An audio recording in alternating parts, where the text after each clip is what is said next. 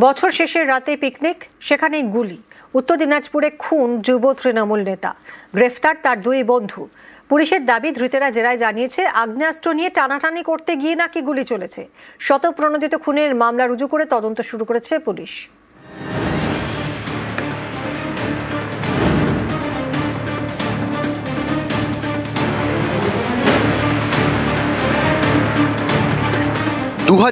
কে বিদায়, 26কে স্বাগত।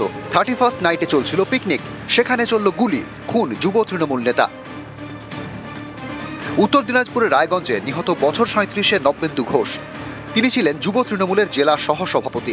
পুলিশের দাবি, তার বুকে গুলি লাগে।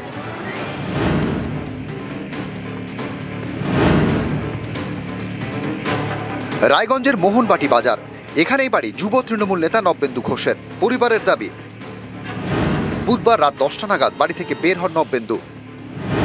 বন্ধুদের সঙ্গে পিকনিক করছিলেন, সেখানেই গুলি চলে। আমাদের পাশে বাড়ি, নবেন্দুকে নাকি গুলি করেছে। এখানে কিচ্ছু ব্যাপার নেই। গুলিটা কোথায় হয়েছিল? ওই যে মাঠে, এই যে পাশে মাঠে। সে বিষয়ে আর কি বলার আছে, এটাকে দেখতে হবে প্রশাসন। তৃণমূলের সঙ্গে আছে, ওই ছেলেটা ভালো। নব্যেন্দুর বন্ধুরা ছিলেন পিকনিকে, তাদের মধ্যে দুজনকে বুধবার রাতে গ্রেপ্তার করে পুলিশ। একজন শুভম পাল আর একজন পিন্টু সাহা। দুজনই রায়গঞ্জের বাসিন্দা, যুব তৃণমূলের কর্মী। ধৃত পিন্টুর কাছে ছিল আগ্নেয়াস্ত্র।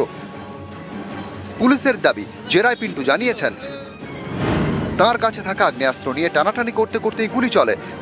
যুব তৃণমূল নেতা নব্যেন্দু ঘোষের বুকে গুলি লাগে। ওখানে পিকনিক হচ্ছিল, তার আগে এসে আমাদের সঙ্গে হ্যাপি নিউ ইয়ারের করে তারপরে বাড়িতে গেল। তো ওখানে একটা ওর ফোনও ছিল, বলল যে মা আমার ফোন আছে ওখানে। আর তারপরে আর কিছু জানি না দাদা, তার সম্বন্ধে তারপরে আমরা কিছু জানি না।